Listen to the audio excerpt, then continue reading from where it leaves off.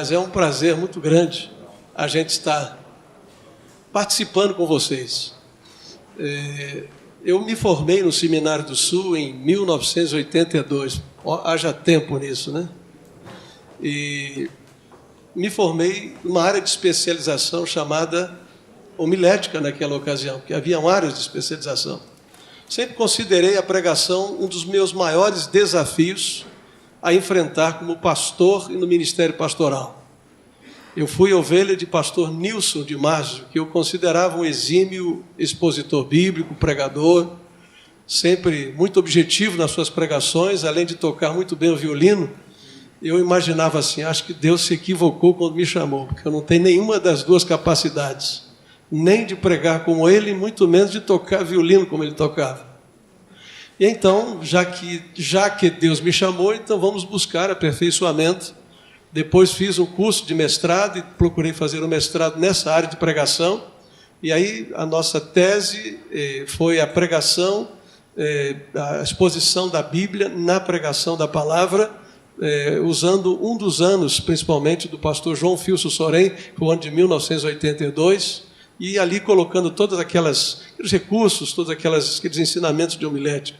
Depois eu fiz mais um mestrado também, focando na pregação e o crescimento saudável da igreja, e depois fiz um trabalho numa organização chamada COI University, que também trata desse tema, relacionando, mostrando o resultado de algumas igrejas que cresceram, fruto objetivamente direto da pregação. Aí surgiu o Rick Warren, que a gente nem sabia quem era, né? Aloísio falou aqui da gente, desses cursos de treinamento. E me lembro quando eu fui para o curso de pregação, eu confesso que eu fui igual seminarista, né? Eu falei assim, eu não tenho nada para aprender, mas quem sabe esse camarada ainda tem algo para me ensinar. Sabe aquela coisa assim, de que você já fez um curso, já fez um outro curso, já leu os livros, está atualizado. E para mim foi surpreendente receber o ensinamento onde ele não está tão preocupado em questionar-nos se a nossa pregação é ou não expositiva, é ou não temática, mas como nós estamos realmente fazendo da pregação uma ferramenta para a transformação de vidas. Ou seja, nós entendemos que nós temos um grande desafio diário. Vocês já fizeram conta de quantas pessoas Deus nos dá que doam para nós pelo menos 30 minutos do seu tempo cada domingo de manhã e cada domingo à noite, esperando que nós lhe venhamos a dar alguma coisa que seja para elas um alimento, um desafio, algo que possa impactar as suas vidas, que possa mudá-las, que possa ajudá-las a ser realmente abençoadas e bem-sucedidas na semana, dos negócios, no relacionamento da família, no cuidado dos filhos. Vocês já imaginaram nisso? Imagina quantos membros tem a sua igreja, multiplica por 30 minutos cada um deles. E você vai ver o tempo que Deus te dá para você impactar vidas com o recurso chamado pregação da palavra de Deus. Então você recebeu uma apostila, isso aqui já é do Márcio, eu quero deixar para ele aqui. Cadê o Márcio? Está aqui não? Deixa aqui, alguém deixa para ele aqui. Não quero sair muito ali da câmera, né? Eu gostaria de dizer para você que há muita coisa para a gente compartilhar ao longo desse processo de compartilhamentos. Então você vai agora pegar a sua caneta, você vai abrir o seu coração e a gente vai trabalhar esse tema. Quando eu cheguei lá para fazer o curso de pregação, eu ouvi algumas coisas, fiz as minhas anotações e a partir daí comecei a ministrar esses cursos porque eles me causaram um impacto positivo muito forte, muito extraordinário. E aí me lembro de uma expressão de Rick Warren quando ele pregou o seu primeiro sermão. E ele disse para nós, hoje um pastor excelentemente bem-sucedido, que já caminha para a sua aposentadoria, uma das maiores igrejas e mais promissoras e florescentes dos Estados Unidos. Ele disse que a pessoa disse para ele o seguinte: você cometeu 3 erros ao pregar. Você leu o que você pregou, você leu mal e o que você leu não valia a pena. Eu achei assim, muito interessante o elogio que ele recebe na sua primeira pregação. E é interessante que, a partir daí, ele começou a focar a sua vida nesse processo de aprendizado, de crescimento, e ele, então, estabeleceu para ele alguns objetivos ministeriais.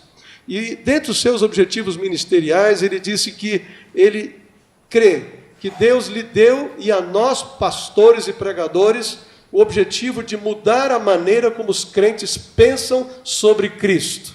Pensam bem, a maneira em que os crentes pensam e os não crentes pensam de Cristo. Mudar a maneira como os crentes pensam sobre a igreja e da igreja. Mudar a maneira como os líderes pensam de si mesmos. E mudar a maneira como os pastores pensam da pregação. E ao longo do seu ministério ele tem buscado desenvolver o seu trabalho simplesmente focando estas mudanças, estas transformações que ele deseja que aconteçam na vida das pessoas. Aí cabe uma pergunta, nós ficamos com o tempo um pouquinho mais estreito, mas a pergunta que eu faria a você, para você pensar. Quando você pensa na pregação, se você for indagado agora, se nós formos lhe entrevistar e lhe perguntasse qual é a sua crença, o que você pensa quando você pensa em pregação? Por que é que você prega? O que é que você quer alcançar com a sua pregação? Quais os resultados que você espera que sejam resultados mensuráveis como fruto do seu trabalho de pregação? E eu vou dizer para você que muitas vezes já fazemos isso porque um dia nós entendemos que todo pastor tem que pregar, porque ele tem que cumprir essa missão, realizar esse ministério, mas necessariamente, será que nós temos uma crença objetiva sobre o ato de pregar, sobre a arte de pregar, sobre o ministério de pregação? O que você crê sobre a pregação? O tempo não nos permite, mas lá na frente teremos algumas outras trocas. Uma delas é que você anote essa pergunta, leve para casa e você responda a ela, nem que seja em um parágrafo, dizendo para você mesmo: o que eu creio sobre a pregação é o seguinte.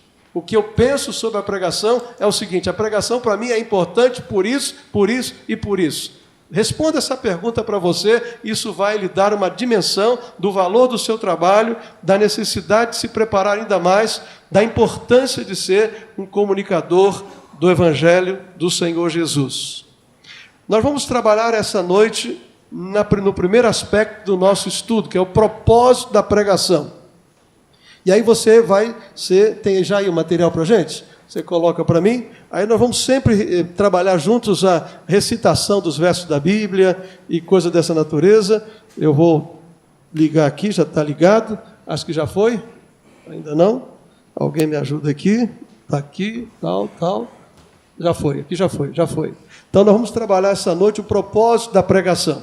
Antes de ter o propósito, você tem aí um verso da Bíblia que está na sua apostila. Todos acharam esse verso? Para a gente unificar a linguagem, vamos juntos então? Todos nós, muitos, mas o desígnio, propósito do Senhor, esse prevalecerá. A ideia é que a gente comece a entender o seguinte, que se de alguma forma o nosso púlpito der um sinal frágil, ou ele não der um sinal claro, as pessoas ficarão confusas. Se o nosso processo de pregação deixa mais neblina do que um sol claro para que as pessoas tomem decisões e façam mudanças nas suas vidas, nós certamente não estaremos cumprindo a nossa missão. Eu tenho uma frase no meio de tudo aqui que eu coloquei como minha. Eu coloco assim: é importante que sejamos simples no pregar, para que o nosso povo receba a direção certa, possa seguir o caminho certo e possa fazer as mudanças certas. Essa é a razão para nós descobrirmos o propósito da pregação. Só que há uma coisa interessante. Algumas vezes, a nossa pregação não está indo de encontro ao propósito de Deus para a pregação. Se a nossa pregação estiver em desencontro com os propósitos de Deus para a pregação, o resultado é que nós estamos levando o povo a ter um sinal contrário. Nós estamos causando dúvidas, nós não estamos causando clareza na mente das pessoas. Então, você vai caminhar, a primeira coisa que você vai preencher aí é o propósito de Deus para a pregação. Qual é o resultado que está escrito? O propósito de Deus é tornar-nos como Jesus, ou, se você quiser colocar como está no PowerPoint, iguais a Cristo, iguais a Cristo. E aí o verso que vem antes, que você já tem ele aí na sua apostila, você pode ler comigo? Toda vez que for Bíblia que eu puder ler, nós vamos fazer a leitura juntos. Vamos lá? Pois aqueles que de antemão conheceu, também os predestinou para serem conforme a imagem de seu Filho, a fim de que ele seja o primogênito entre muitos irmãos. Ou seja, o verso da Bíblia revela claramente que o grande desígnio de Deus, o grande propósito de Deus para todos nós é que o efeito do pecado seja minimizado em nós e cada pessoa se torne mais parecida com Jesus. Caminhando, você vai ver que essa convicção estando clara, vai haver outros versos que seguem a esse. Vamos ler juntos? Gênesis 1, 26. Aí ninguém dorme, todos participam. Vamos lá? E disse Deus, façamos o homem à nossa imagem, conforme a nossa semelhança. Segundo aos Coríntios 3, 18. À medida em que o Espírito do Senhor trabalha dentro de nós, tornando-nos mais e mais semelhantes a Ele. 1 aos Coríntios 15, 49. Tal como cada um de nós, assim também algum dia teremos um corpo igual ao de Cristo. Aí vem uma pergunta: o que significa então ser parecido com Cristo? Algumas coisas ficam claras para nós. Nós precisamos fazer com que haja pensamento como o de Jesus, então precisamos pensar como Jesus, precisamos sentir como Jesus e precisamos agir como Jesus. Pensar, sentir e agir como Jesus. Vamos dizer juntos essas três palavras? Nós precisamos pensar, sentir e agir como Jesus. Esse é o propósito de Deus para a pregação. Esse é o propósito de Deus para nós. Nós não podemos perder isso de vista. Então, o objetivo da pregação com propósito é exatamente isso. É desenvolver esse Jesus maravilhoso em nós, fazê-lo crescer em nós. Aí quando você pregar, você vai ter que lembrar dessas coisas muito claras, que são os objetivos da pregação. Lembra que eu te perguntei qual é a motivação que você tem ao pregar? Por que é que você prega? Por que é que você faz isso todos os domingos e no meio da semana algumas vezes? Então nós precisamos desenvolver alguns objetivos.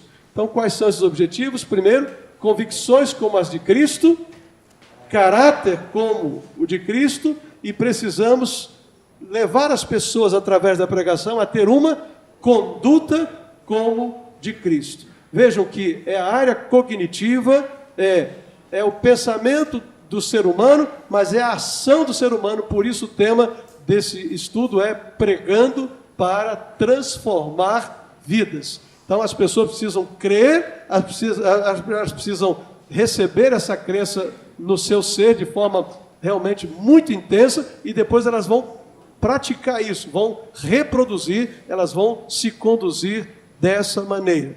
Aí como é que Deus nos forma para nós sermos parecidos com Cristo? Tá? Como é que Deus trabalha isso em nós? Ele vai usar algumas coisas. Primeiro, através das circunstâncias. Ele vai sempre trabalhar algumas áreas e fica claro na Bíblia que Deus age através das circunstâncias. Vamos ler juntos essa passagem da Bíblia? Todos nós? Sabemos que Deus age em todas as coisas para o bem daqueles que o amam, dos que foram chamados de acordo com o seu propósito. Pois aqueles que de antemão conheceu, também os predestinou para serem conforme a imagem de seu Filho. Aí você vê que há outras passagens na Bíblia, como Tiago 1, 2, 4, Romanos 5, 3 e 4, 1 Pedro 1, 6 e 7. Inclusive, se você quer fazer uma série sobre as circunstâncias e como elas são usadas por Deus como recurso de Deus para nos moldar, você já tem aqui as passagens da Bíblia, já pode pregar pelo menos 1, 2, 3, 4, 5 mensagens dentro dessa área, fazendo uma série de mensagens. De vez em quando eu vou abrir uma janela assim para ajudar você nesse seu processo de pregação. A segunda maneira é através da aplicação. Então eu coloquei no meu apontamento um pouquinho mais completo. Botei através da aplicação da palavra de Deus em minha vida, ou nas nossas vidas. Através da aplicação da palavra de Deus nas nossas vidas. Ou seja, as circunstâncias é um recurso de Deus, Mas o outro recurso de Deus depende de mim, depende de você. Depende do que prego e da forma como eu prego, porque o resultado disso vai mudar a vida das pessoas, levando-as a pensarem como Cristo, sentirem como Cristo e a conduzirem-se como Cristo. Vamos ler juntos o verso da palavra? Agora, e a palavra de sua graça, que pode edificá-los e dar-lhes herança entre os que são santificados. E olha a palavra de Jesus, olha que coisa extraordinária. Santifica-os na verdade, a tua palavra é a verdade. Ou seja, a Bíblia ela vai ser o espelho para mim e para as minhas ovelhas, para você e para o seu auditório. E esse olhar não é apenas um olhar contemplativo. Olha só a diferença. Você não se olha no espelho apenas para se admirar. Pode ser que até algumas vezes o faça. Mas, de um modo geral, para você corrigir a sua postura, a arrumação da sua roupa, ver se algo está errado, você se olha com o objetivo de, através desse olhar, provocar em você alguma mudança, algum ajuste, para que você fique de acordo com aquilo que você imaginou. E aí ficam todos bonitos, maravilhosos, extraordinários, como esse auditório que está aparecendo e está me ajudando nessa noite.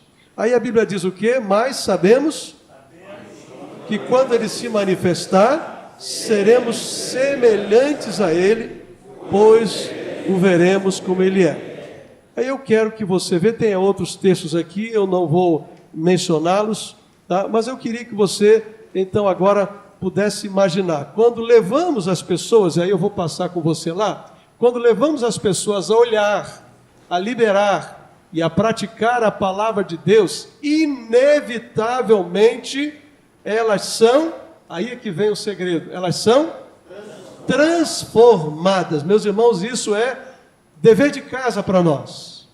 Quando nós levamos as pessoas a olhar a palavra de Deus, a serem realmente lembradas da palavra de Deus e a praticar, ali não é liberar, mas é lembrar, tá? Levamos as pessoas a olhar, lembrar e praticar a palavra de Deus, inevitavelmente o resultado disso, o que se deseja alcançar com isso, é que elas sejam transformadas. Você já alguma vez chegou à conclusão assim, eu tenho pregado, e não acontece nada com o meu povo?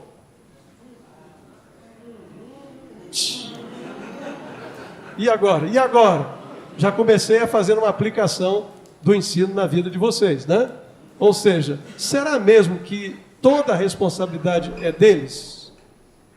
Ou será que nós não estamos cumprindo um dos objetivos da pregação, que é também levar as pessoas a terem mudanças concretas nas suas vidas? Talvez nós precisamos parar e pensar nisso. Existe um problema que aí não aparece no seu texto, mas no meu, o problema é que a maior parte dos pregadores não está usando um método que proporcione isso. Se você quiser anotar essa frase, ela é importante para você reproduzir esse ensino. O grande problema é que a maioria de nós pregadores não tem um método que nos ajude a alcançar este objetivo, ou seja, levar as pessoas a olharem, a lembrarem e a praticarem a Bíblia, porque o resultado disso, o pacote disso, é que elas serão naturalmente, não tem como, não dá outro jeito, o resultado é transformação. Agora eu quero que você, com essa visão, que eu chamaria de base teológica, né, nós estamos aqui trabalhando as bases do que a gente vai fazer. A primeira crença que você tem que ter é que este é o propósito de Deus para a pregação. Você pode ter estudado um monte de coisas, mas não tem como você dizer que essa formulação, esse pressuposto está equivocado, porque está na Bíblia. Então esse é um pressuposto que você tem que guardar e acreditar. Eu creio que a pregação existe para produzir transformação na vida das pessoas. Você crê nisso? Quantos creem dessa maneira? Amém? Então já tive aplicação e apelo. Agora Deus abençoe vocês, né? Tá certo? Vamos lá? Segundo aspecto que eu preciso crer, que existe um propósito de Deus, não só para a pregação, mas para a Bíblia. E aí, eu quero que você pegue o seu texto, dê uma olhadinha nesse seu texto, Você tem esse texto, está aí diante de você, está em que página aí? Não sei se está aqui paginado. Isso, na página 7. E aí você vai ver algumas coisas. Eu pergunto a você, qual é o propósito de Deus para a Bíblia? Qual seria a sua resposta?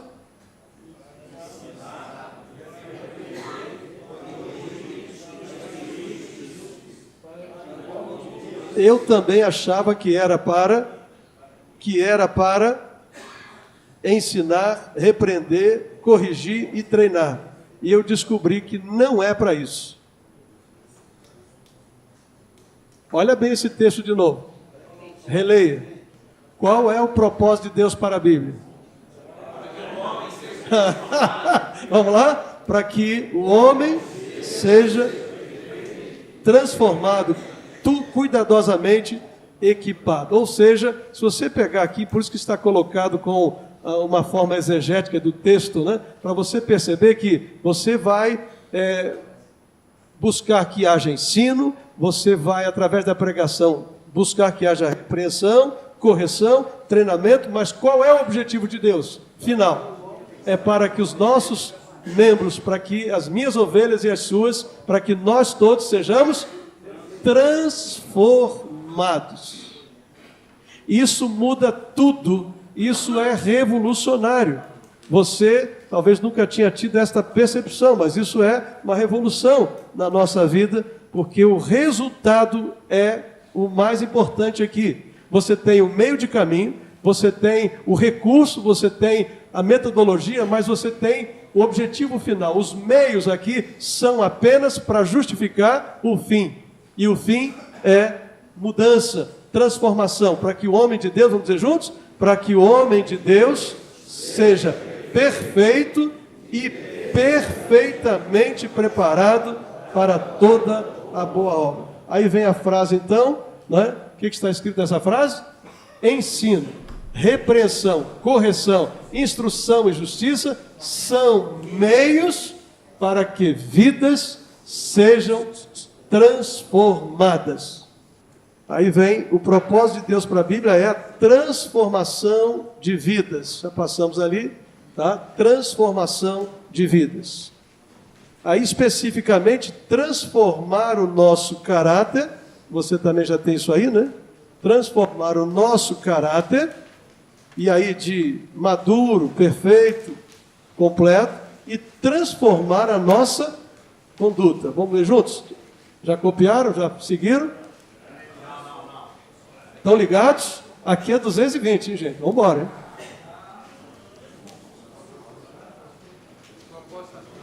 Vamos nós? 1 Timóteo, 2 Timóteo 3,17, leiam comigo.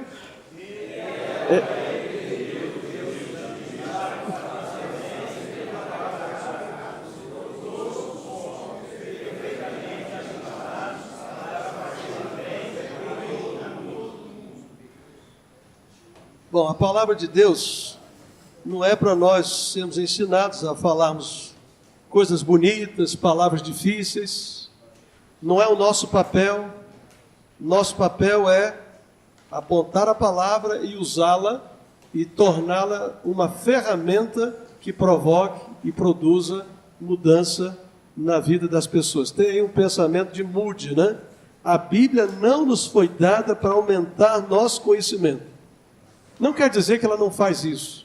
Não quer dizer que você não se torna sábio ou sábia lendo a Bíblia, estudando a Bíblia, mas esse é um propósito raso, não é o propósito final. O propósito final de Deus com a Bíblia é que nós tenhamos nossas vidas transformadas.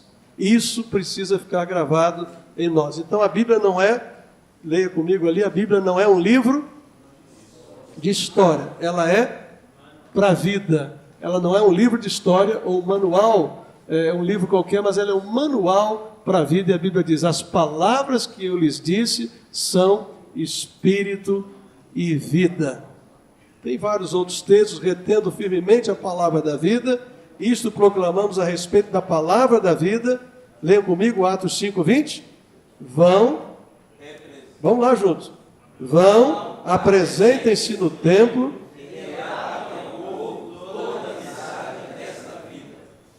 E ainda João 10:10, Eu vim para que tenham vida e a tenham plenamente.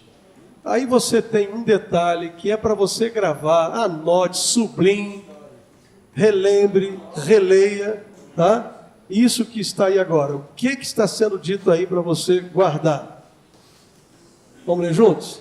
Se eu pretendo ser um pregador bíblico, minhas mensagens devem ser sempre voltadas para aplicação e não apenas informação. A palavra implicação é uma palavra que a gente precisa dominar no nosso curso aqui de pregação para transformar vidas. Implicação é uma relação que você vai fazer, depois a gente vai repetir isso, entre o ensino atemporal da palavra e a vida prática das pessoas que estão no seu auditório. O princípio atemporal, ele está lá, você fez a sua exegese, e você vai trazer esse princípio e vai aplicar na vida de uma criança. O mesmo princípio você vai aplicar de uma outra forma na vida de um adolescente. O mesmo princípio você vai aplicar na vida de um casal casado, de um adulto. Só que a maneira de aplicar é o segredo. Nós sabemos muito mais do que fazemos. Se a gente for fazer um levantamento aqui de alguns ensinos práticos da palavra e perguntarmos quantos de nós sabemos ou sabe desses ensinos, talvez a maioria de nós sabe, mas o praticar é um problema. Eu vou citar um facilzinho. Tiago diz: confessem os vossos pecados uns aos outros para que sejam sarados. Você pratica esse ensino regularmente na sua vida? Foi só para você ser impactado. Na nossa igreja nós temos o programa Celebrando a Recuperação, e nesse programa nós temos o nosso grupo de apoio, ou seja, um ambiente apropriado para que haja confissão de pecados e cura. Quando confessamos a Deus, somos perdoados. Quando confessamos uns aos outros, nós somos sarados. A Bíblia diz isso. Você concorda comigo? Amém por isso? Mas por que o que sabemos não se transformou em prática? Então não houve mudança na nossa vida. Nós queremos ser mudados e queremos que a palavra que pregamos mude a vida das pessoas. Deus tem um propósito para a pregação, Deus tem um propósito para a Bíblia. Mas Deus tem um propósito também para a pregação propriamente dita. E aí, nesse negócio de ter o propósito, a gente teve a menção aqui hoje, né? De Efésios 4, de 11 a 13. Vamos ler juntos essa passagem? E ele, Cristo, pode seguir. Outros para profetas, outros para evangelistas, outros para pastores e mestres, com o fim de preparar os santos. Aí vem o objetivo. Para quê? Para a obra do ministério, para que o corpo de Cristo seja edificado, em negrito lá na frente, para que todos cheguemos à maturidade e para que todos atinjamos a medida da plenitude de Cristo. Qual é a conclusão que a gente chega? É que está aí na sua apostila. O propósito da pregação é o mesmo propósito da Bíblia. Ou seja, se você sabe qual é o propósito da Bíblia, você já sabe qual é o propósito da pregação. Se a sua pregação destoa do propósito da Bíblia, não é a Bíblia que está errada, é a pregação. Não é a Bíblia que precisa mudar, somos nós que precisamos nos ajustar e mudar o método de apresentar a Bíblia. Então há ambos aí, né? Mais na frente ali, acho que já não tem mais não, já deixa só ali. Há ambos aí, você talvez não tenha esse texto, há um propósito pessoal e um propósito corporativo na pregação e ensino da Bíblia. Vamos ler 1 Timóteo 1, 5 e 6? Há ambos um propósito pessoal e um propósito corporativo, quer dizer, do público todo, né, da igreja, do corpo de Cristo, quando pregamos e quando ensinamos. 1 Timóteo 1, 5 e 6, vamos juntos? A finalidade desse conselho é aumentar em todos os crentes o amor que vem de um coração puro, de uma consciência limpa e de uma fé verdadeira. Algumas pessoas se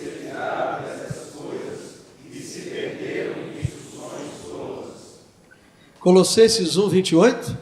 Assim, nós anunciamos Cristo a todos, aconselhamos, ensinamos a cada um com toda a sabedoria possível, para trazer todos à presença de Deus, como pessoas espiritualmente adultas e unidas com Cristo. Bom, como é que acontece então a transformação de vida? Todo mundo já sabe a resposta, né? Através da aplicação. Todo mundo já está ciente disso? Como acontece a transformação de vidas? Todos juntos? Através da aplicação. Tá certo? Então nunca mais esqueça disso. A aplicação, ela é necessariamente o seu sermão. Enquanto não aconteceu a aplicação, não houve pregação genuinamente bíblica. Porque o objetivo da Bíblia é a transformação das pessoas. Isso é revolucionário. Isso é novo. Isso é extraordinário. Há um pensamento que eu ouvi quando fazia o curso, que é um pensamento, se você quiser, anote aí. Pregação sem aplicação é abortiva. Ou seja, antes que haja o nascimento de uma mudança, você abortou. Você fez muito bem. Chegou até um processo em que a vida começou a acontecer, mas não houve aplicação, você abortou a vida ali. Assim será a palavra que sair da minha boca, ela não voltará para mim vazia. Aí eu tenho anotado para mim que muitas vezes há pecado no meio do povo. Porque somos pecadores, sim. Porque vivemos grandes pressões. Nós vivemos num século complicado. Mas em muitos aspectos não tem havido mudança e tem havido mais pecado em nossas igrejas por falta de pregações com aplicações. Quando a palavra de Deus é pregada de tal modo que as pessoas pensem como Cristo, sentam como Cristo, têm o caráter de Cristo, e são levadas a ter uma conduta e uma ação como de Cristo, a probabilidade de mudanças, de abandono do pecado, ela é muito significativa. Há uma melhora, há um crescimento. Bom, há um propósito de Deus para nós, não só para a pregação, para a Bíblia, mas para o pregador. Qual é o propósito de Deus para nós? Isso é muito interessante. Olha o que Deus espera que eu e você sejamos. Acharam interessante? Nós devemos ser construtores de pontes. Eu pedi que tivéssemos aqui esse quadro, porque nós precisamos ter aqui um elo de ligação, né? Entre dois mundos. Existe este mundo aqui e existe este mundo aqui. E o que a gente vai fazer é fazer exatamente isso aqui. A gente vai ter que trazer esta Bíblia, essa história, essa realidade para o mundo das pessoas que está aqui do lado de cá. E aí você tem todo um processo na sua apostila. Você tem o então e você tem o agora. No lado do então, você tem o texto bíblico. E lá do outro lado, você tem a necessidade das pessoas. Eu confesso que eu tive muita crise de pensar assim, mas as necessidades das pessoas vai fazer com que eu tenha uma aplicação voltada para elas. Eu confesso que eu tive que reler os evangelhos. Porque eu achava o seguinte, basta eu dizer a verdade para as pessoas e azar delas se elas não praticam a Bíblia. Só que não é assim que Jesus fez. E não é assim que devemos fazer com pregadores. Porque algumas vezes a gente ensina o que a Bíblia ensina, mas a gente não aplica o que a Bíblia ensina na realidade em que as pessoas estão. E a hora em que a gente pega a linda, a maravilhosa, a doce, a preciosa palavra de Deus com o seu conteúdo, e a gente consegue retirar as verdades atemporais dali, e a gente então aplica no mundo real das pessoas, as pessoas ficam com os olhos assim ligadas na gente. Elas ficam presas, elas ficam atentas, tocou na vida delas, alcançou o seu mundo, sua vida com a sua esposa, com seu esposo, com seus filhos, com seus negócios, com as suas aplicações, com suas empresas, os seus relacionamentos, muda tudo. Então a palavra lá traz a revelação, mas para que haja vidas transformadas, é preciso que haja aplicação. Aí você tem aí no seu quadro dois aspectos. Os intérpretes, os comentaristas gostam de viver aonde? Nesse mundo aqui. Aqui vivem os comentaristas. Aqui vivem os estudiosos, os que gostam de fazer estudos mais profundos. Mas aqui devem chegar os pregadores. O pregador vai fazer essa verdade chegar aqui. Enquanto formos apenas comentaristas da Bíblia, estudiosos da Bíblia e não comunicadores do Evangelho, nós temos um problema. Só que algumas vezes, no mundo atual, nós temos encontrado pessoas que são apenas comunicadores, sem conteúdo. Olha o problema. E quando nós comunicamos o que a Bíblia não nos disse para comunicar, nós caímos para a heresia. Quando nós comunicamos só o que a Bíblia está dizendo naquele momento ali, mas não aplicamos à vida, nós somos bons historiadores, bons exegetas, mas só isso. E aí você ouve uma boa exegese e fala assim, faltou pregação. Não mudou nada. Minha vida não foi tocada. Eu não ouvi nada de Deus que me impactasse. Eu queria uma mensagem.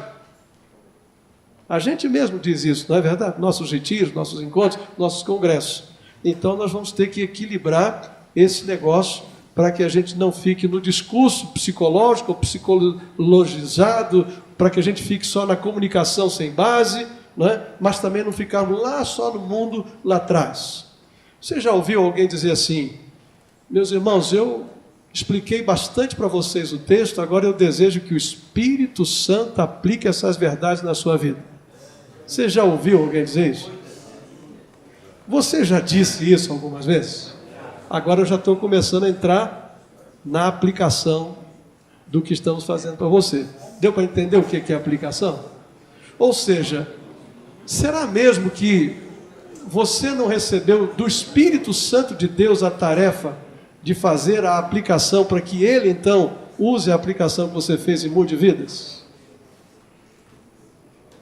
Você já encontrou pessoas que sabem mais das ruas de Jerusalém, do mundo antigo, dos trajetos, das viagens de Paulo, dos nomes, das coisas que aconteciam lá, dos costumes, do que necessariamente da vida das pessoas? Já encontraram pessoas assim? Ou seja, não estamos desprezando o ensino, mas não é o púlpito o lugar de se fazer isso. Imagine que você vá ao médico e você está sentindo uma dor horrível na sua região abdominal. E o médico começa a dizer para você assim, olha, quando eu estive lá na universidade, eu estava fazendo medicina, sabe o que eu aprendi? Como é que funciona o sistema, sei lá, o sistema nervoso, o sistema gástrico, o sistema... E aí vai contar para você o nome de todas aquelas coisas e você está ali gemendo de dor e você está desesperado e você está com assim, doutor, tem jeito para o meu caso? Assim, mas você precisa entender como é que funciona, como é que está interligado, como é que o seu organismo funciona, como é que cada um sistema deve... E você está desesperado, você não quer saber disso. Você quer saber assim, doutor, tem jeito para mim? Qual é o meu problema? Qual é a solução que o senhor tem para mim? As pessoas estão indo em nossas igrejas, muitas vezes, precisando, com um grito de socorro estampado nos seus rostos. E a gente está dizendo que lá em Jerusalém tinha tantas portas, os muros e tal, e o nome de fulano era Beltrano, Ciclano, as irmãs da igreja tinham os nomes estranhos, brigavam entre si e tal, e que Filipos ficava lá naquela região. Ou seja, a gente dá uma boa aula de geografia, a gente dá uma boa aula da história, e as pessoas estão perguntando, e daí? E daí? O que isso tem a ver com os meus filhos adolescentes que estão indo para o mundo, pastor? O que isso tem a ver com as minhas contas que não fecham? O que isso tem a ver com os meus relacionamentos quebrados? Ou seja, o grande desafio da pregação é declarar verdades eternas que nunca mudam e aplicá-las em um mundo que está em constante mudanças. Se nós abandonarmos as verdades eternas e fazermos aplicações que a gente acha boa, mas não tem base bíblica, heresia. Mas se eu apenas declarar as verdades eternas e não aplicar no mundo das pessoas, eu estou apenas instruindo elas, mas eu não estou levando-as a mudanças, a transformação. Você pode ler esses 2 versos? Vamos lá, Davi. Vamos lá juntos. Davi.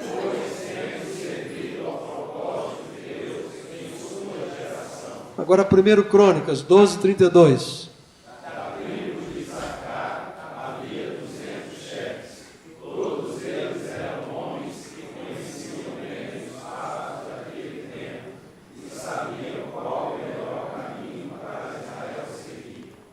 Agora, esse pensamento aí, tirado de Lutero, é interessante. Se você prega o Evangelho em todos os aspectos, com a exceção dos assuntos que dizem a respeito dos seus tempos, você não está pregando o Evangelho. Até achamos que estamos.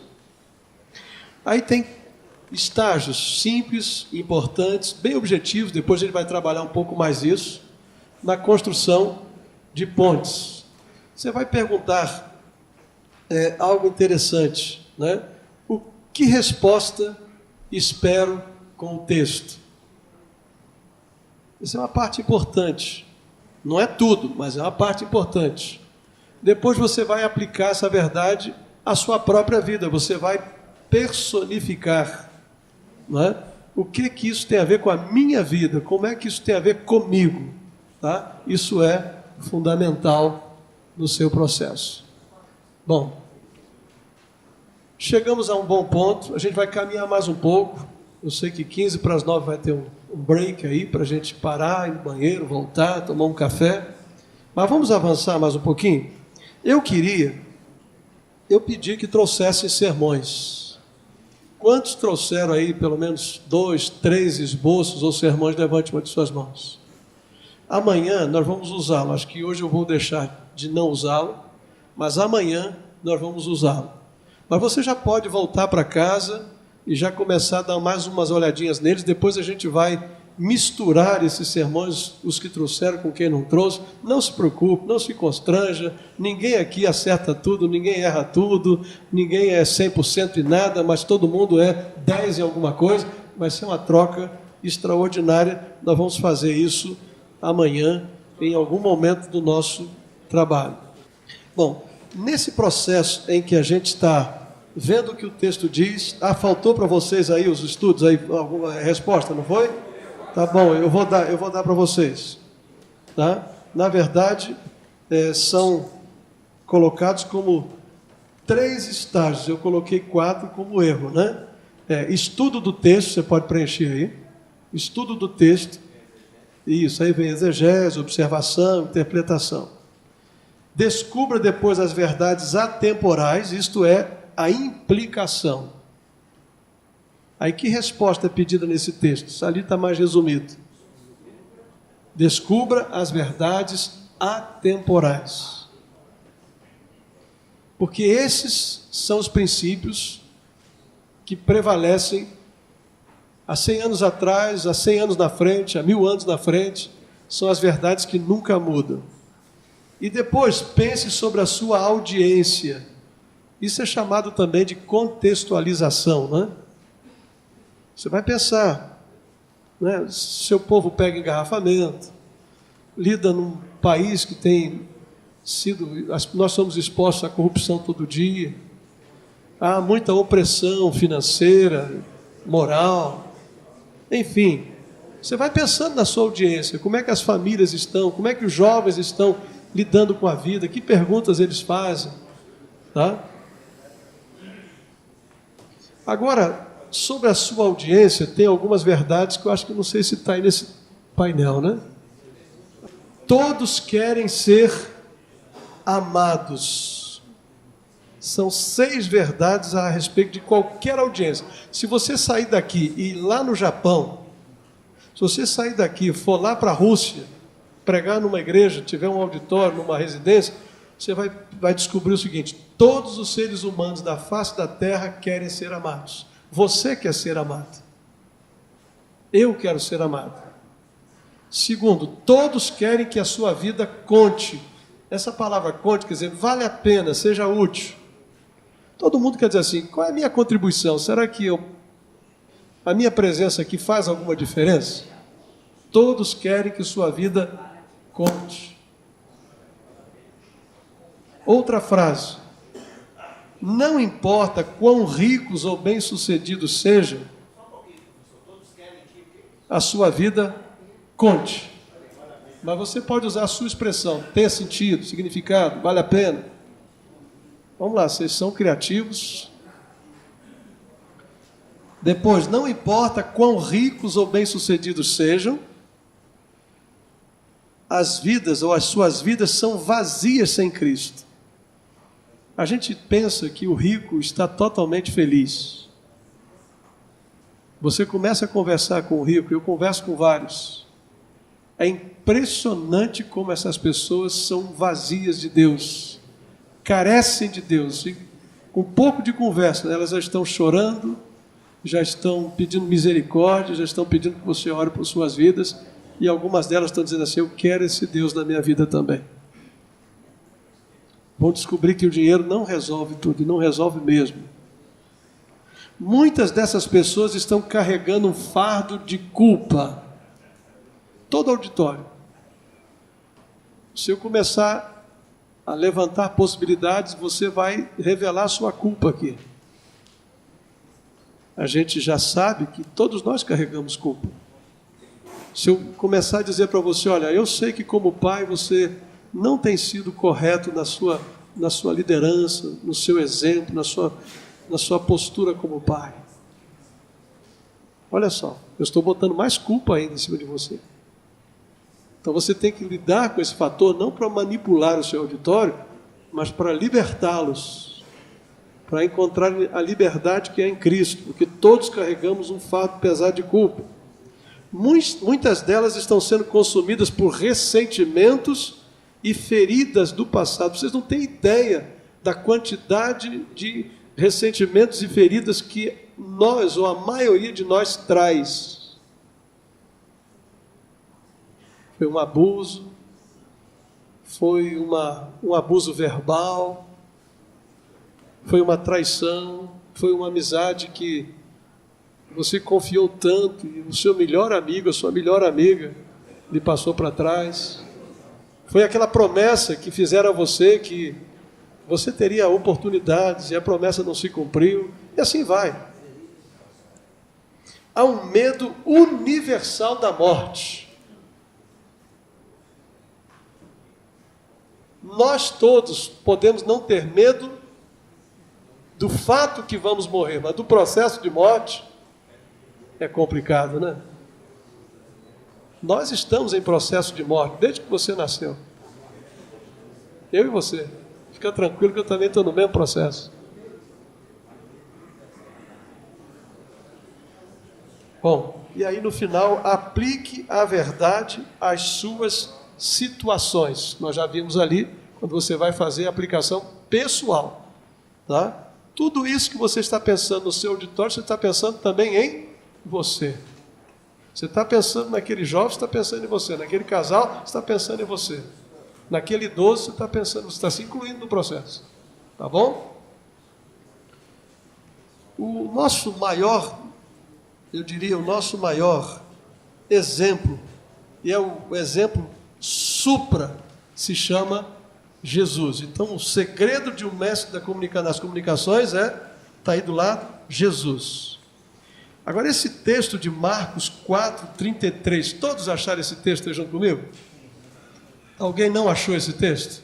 Esse texto é revolucionário na tradução que está aqui, é a Bíblia na linguagem de hoje. Vamos ler juntos? Assim, usando muitas comparações como essa, Jesus falava ao povo de um modo que eles podiam entender. Jesus podia falar de um modo complicado? Podia ou não podia? ele tinha capacidade de complicar se ele quisesse. E com aqueles que eram religiosos, de vez em quando ele dava uma complicadinha de propósito. Só com os religiosos. Mas com os não religiosos ele era bem claro. Por quê? Porque ele sempre quis que a verdade certa chegasse ao coração certo para produzir a mudança certa. Aí vem a pergunta, né? Por que, não é isso que está ali? Por que não há mais sermões construídos em torno de aplicações? Por que será? Tem várias respostas. Vamos a algumas delas?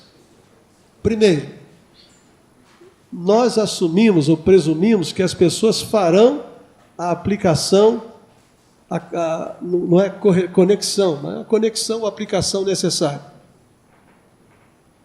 Nós deixamos isso com ela. A gente fala assim, já preguei o que eu tinha que pregar. Olha, a Bíblia diz, amemos uns aos outros. A gente já acha que com essa expressão todo mundo entendeu como vão fazer. Segundo, deixamos por conta do Espírito Santo, fica por conta do Espírito Santo. Ou deixamos, se você quiser, né? Agora que o Espírito Santo aplique essas verdades ao seu coração. A outra coisa é que a gente acha que a aplicação ela é completamente condenadora. A aplicação pessoal é condenadora e faz as pessoas desconfortáveis. A gente tem essa ideia, quem sou eu para ficar dizendo para as pessoas o que elas têm que fazer? Não é justo. Eu vou acabar entrando num campo muito complicado. Elas vão começar a fazer julgamentos. Depois você vai ver que, tem antes ali, né? Porque não temos aplicado a verdade às nossas próprias vidas. Tá? Número 4. Porque não temos aplicado a verdade as nossas próprias vidas, ou seja, eu não aplico para a vida do outro, porque eu não aplico para mim mesmo. Quando eu leio o texto, confessemos os nossos pecados uns aos outros para sermos sarados, a primeira pessoa que tem que perguntar é, eu faço isso? Se eu não faço isso, como é que eu vou mandar o meu povo fazer? Aí fica complicado. Mas se eu faço, eu vou dizer, faça, e sabe como é que faz? Aí você vai aplicar. É assim, assim e assim. Porque foi assim que eu fiz e deu certo. Então eu quero que vocês façam assim, porque vai dar certo. Porque leva mais tempo na preparação do sermão. Dá mais trabalho, tá? Depois em seguida ali, porque estamos com medo de sermos simplistas. Nós muitas vezes confundimos simplicidade com superficialidade. Não são sinônimos essas duas palavras. Você pode ser simples e profundo. Necessariamente uma pessoa complicada não quer dizer que ela falou complicado, que ela é profunda. Ela pode não ter te feito entender nada. Como é que é a história lá do pastor Heber Vasconcelos, já está falecido, ele nem pode dizer aqui que eu estou falando algo que ele não fez, mas dizem que em Brasília, quem sabe, quem conheceu o pastor Heber Vasconcelos, levante a mão aí, desse tempo? Opa!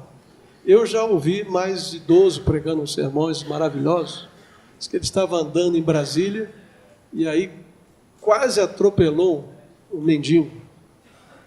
E aí ele disse assim, moribundo, desejas a morte?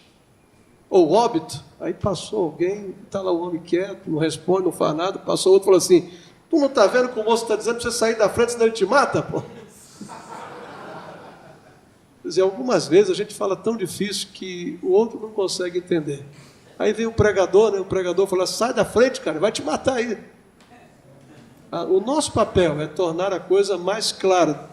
Disseram as mesmas coisas. Transeunte, acaso os desejo óbito? Você já pensou um negócio desse? Porque nunca fomos ensinados a fazer. Talvez esse seja uma realidade. Eu confesso que eu percebi essa falha nos ensinos teológicos. A falha de nós não nos preocuparmos em habilitar as pessoas a fazerem uso de aplicação. E ainda não compreendemos, aí passou ali, né? E ainda não compreendemos a importância da aplicação. Todo mundo certo? Ou seja, então agora nós temos um sermão. Tá? Eu já disse aqui que pregação sem aplicação é abortiva. Agora uma outra frase, nessa mesma linha. Exortação sem aplicação leva à frustração. Anote porque é muito bonitinha e é verdadeira. Exortação sem aplicação leva à frustração. Eu vou lhe dar um exemplo para ficar mais claro. Você diz assim, nós temos que ter liberdade financeira como cristãos. Aí o sujeito olha para as finanças dele, não bate, não dá certo. Sabe o que ele estava esperando que você dissesse para ele? Como eu consigo ter liberdade financeira? Você pode me dar um passo a passo? O passo a passo é a aplicação. Exortação sem aplicação gera frustração, leva à frustração. Bom, qual é o perigo que a gente incorre quando nós, ensinamos sem aplicação? Olha só, conhecimento sem aplicação produz orgulho. Você já encontrou crente assim orgulhoso? Já encontrei até gente que foi afastada de igreja. Eu já encontrei gente em escola bíblica dominical. Isso tudo eu já sei. A pergunta não é o quanto você sabe. A pergunta é o quanto você pratica o que você sabe. Mudou ou não mudou? Mudou ou não mudou? O quanto você pratica do que você sabe. Todos sabemos que devemos orar diariamente. Quantos sabem disso? Levante a sua mão. Ler a Bíblia diariamente. Quantos sabem? Conseguimos fazer isso todos os dias? Eu não vou nem confessar os meus pecados a vocês. Está na cara que eu não consigo, né? Até que eu gostaria de fazer isso todos os dias. Hoje foi um dia que eu não fiz. Ou seja, não é falta de conhecimento. É falta de prática. Então nós precisamos lidar com isso. Conhecimento sem aplicação gera aquilo ali, né? Produz julgamento. As pessoas que geralmente sabem mais do que praticam são excelentes julgadores. Apontam o dedo, apresentam condenação. Começam a distinguir um do outro. Eu diria para você que alguns dos crentes mais carnais que eu conheço são os crentes que mais sabem de Bíblia. Porventura alguém tem a mesma experiência que eu? Levante a mão. Crentes que conhecem muito de Bíblia e são carnais.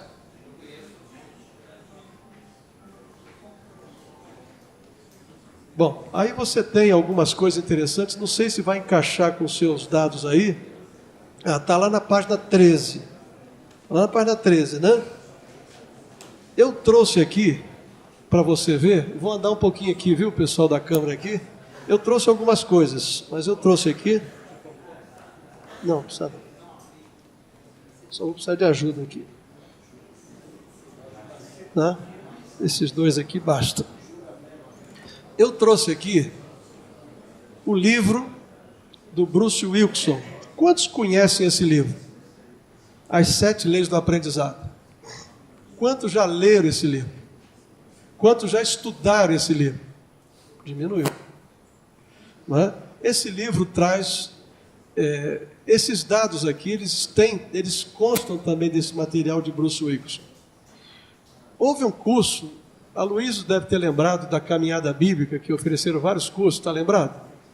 Não é? Um dos cursos que eles tinham, não sei se ainda existe a caminhada bíblica, é um curso resumido sobre as 7 leis de aprendizado, que todos nós deveríamos fazer como pastores e deveríamos levar esse curso para nossas igrejas. Eles são, assim, uma ferramenta extraordinária para professores da escola dominical. Para que a gente não só fique no ensino, porque 90% em média das nossas escolas dominicais são de conhecimento. E quando acontece, 10% é de aplicação. Por isso que as pessoas estudam muito na escola dominical e mudam um pouco as suas vidas. Porque não há uma coisa chamada aplicação. Aqui traz essas estatísticas de aplicação. Há um outro livro para quem gosta de comunicação e dar aulas e tem a ver com a questão de conhecer o seu auditório. Eu tive uma aula com essa senhora, Zezina Soares Belão. Alguém já teve aula com essa senhora? Lá atrás? Mais ninguém conhece? Só o livro, mas não conhece a preletora, mas conhece o livro. Quantos conhecem esse livro? O livro se chama Andragogia em Ação. Como ensinar adultos sem se tornar maçante. É um livro simples, fácil. Melhor ainda é assistir às aulas dela. Por que eu peço você para ler comigo os textos? Porque nós adultos lemos e aprendemos participando. Nós aprendemos sendo parte do processo, porque vocês têm muito conhecimento. Ninguém aqui é leigo em nada. Todos nós somos bons em muitas coisas. Então, o processo de aprendizado, ele é um processo estimulado, né? Em que a gente vai usando a experiência que a gente tem e vai aplicando o que a gente recebe naquele momento da experiência para que haja transformação. Esse livro é interessante, eu recomendo. Oi? Esse aqui foi da socep.com, www.socep.com. Mas acho que existe outra editora que já imprimiu. Aí você tem algumas coisas de aplicação. Eu não consigo desse lado aqui, parece que não fica bem para eu ler. Por isso que eu tenho que estar olhando. Acho que eu vou pedir para chegar esse flip chart aqui para trás, para a gente então melhorar. Ali, quanto de aplicação nós temos nos textos da Bíblia? O livro de Romanos é um livro que a gente chamaria de um livro de teologia. Quanto ele tem de aplicação? O estudo feito por especialistas em detectar aplicação do texto foi de 50%. Em Efésios, também é um livro bem teológico, não concorda comigo? De muitas bases, de muito ensino teológico. Mesmo assim, ele tem 50% de aplicação. E o livro de Gálatas? Quem arrisca aí dizer? 70%? 80%? Olha lá. A percepção do estudioso do texto, buscando isso, parece, segundo quem fez o estudo, que Paulo estava meio zangado com aqueles irmãos de Gálatas. E pela linguagem do texto, realmente o negócio fica complicado, né? Olha só Tiago, quanto ele tem de aplicação? 80%. 1 Pedro, 60%. Agora, e o sermão de Jesus? Sermão do Monte. 100% de aplicação. Ou seja, nós temos que aprender com quem sabe. E quem sabe mais do que todos nós? Jesus Cristo. Tá? Bom, são 10:50. Vamos dar 10 minutos para você tomar o café, ir ao banheiro, voltar. Se eu fosse você, eu voltava, porque tem muita coisa boa para a gente compartilhar.